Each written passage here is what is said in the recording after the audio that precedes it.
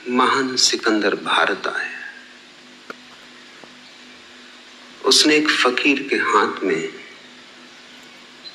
एक चमकती हुई चीज देखी। पूछा, क्या है? वह फकीर बोला, बताऊंगा नहीं, बता नहीं सकूंगा। यह राज बताने का नहीं। लेकिन सिकंदर जिद पे अड़ गया। उसने कहा, हार मैंने माननी जीवन में कभी सीखी नहीं, जान कर रहूंगा। तो फकीर ने कहा, एक बात बता सकता हूं कि तुम्हारी सारी धन दौलत इस छोटी सी चीज के सामने कम वजन की है। सिकंदर ने तत्क्षण एक बहुत विशाल तराजू बुलाया और लूट का जो भी उसके पास सामान था, हीरे जवाहरात थे, सोना चांदी था, सब उस तराजू के एक पलवे पे चढ़ा दिया और उस फकीर ने उस चमकदार छोटी सी चीज को दूसरे पलवे पे रख दिया। उसके रखते ही फकीर का पलवा नीचे बैठ गया और सिकंदर का पलवा ऊपर उठ गया, ऐसे कि जैसे खाली हो। सिकंदर किम कर्तव्य विमूढ़ हो गया। झुका फकीर के चरणों में और कहा, कुछ भी हो,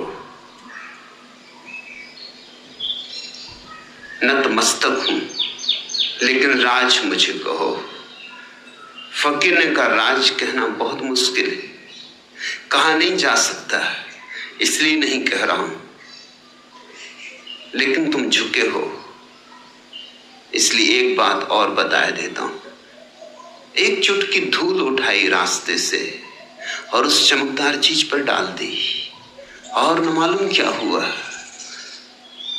कि फकीर का पलवा एकदम हल्का हो गया और ऊपर की तरफ उठने लगा और सिकंदर का पलवा भारी हो आया और नीचे बैठ गया। स्वभाव था सिकंदर तो और भी चकित हुआ। उसने कहा, यह मामला क्या है?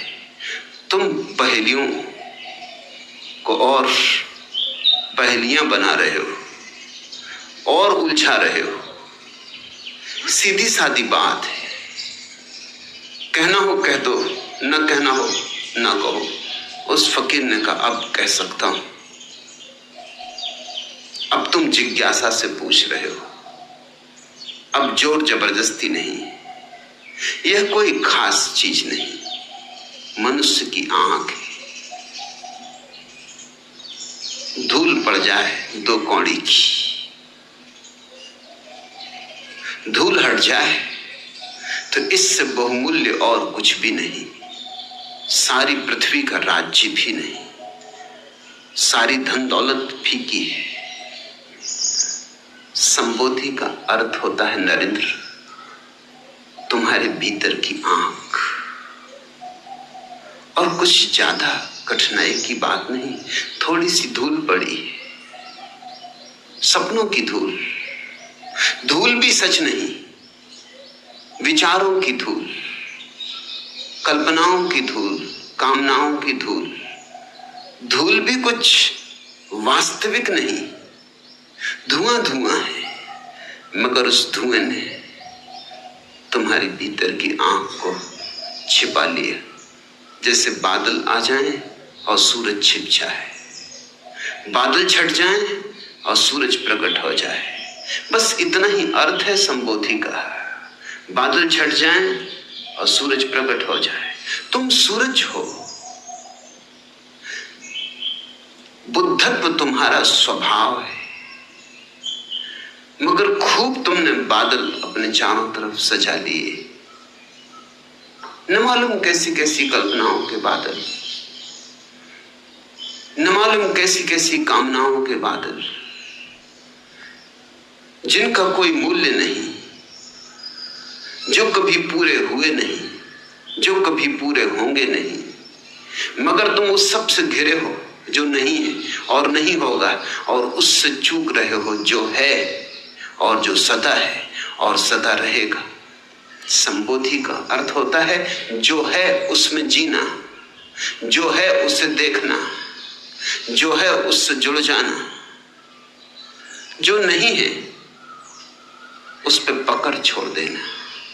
अतीत नहीं है और हम अतीत को पकड़े हुए। बीत गया कल, हम कितना संभाल के रखे हुए,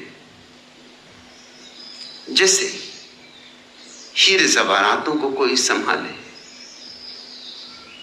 राख है, अंगारा भी नहीं, अब सब बुझ चुका। जैसे कोई लाशों को ढोए, ऐसा हमारा अतीत है। और या फिर हम भविष्य की कामनाओं में उलझे, सेक चिल्ली हैं हम, सोच रहे हैं ऐसा हो, ऐसा हो, ऐसा हो जाए। कितने सपने तुम फैलाते हो, कितने सपनों के जाल बुनते हो, और इन दो चक्कियों के पाटों के बीच जो दोनों नहीं है, अतीत नहीं है, नहीं हो चुका, भविष्य नहीं है, अभी हुआ ही नहीं, इन दो नहीं के बीच जो है वर्तमान का छोटा सा क्षण, वो दबा जा रहा है। इन दो चक्कियों के बीच में तुम्हारा अस्तित्व पिसा जा रहा है। अतीत से और भविष्य से जो मुक्त हो गया वह संबुद्ध है, वह बोधि को उपलब्ध हुआ, उसकी आंख खुली, उसकी आंख से धूल हटी।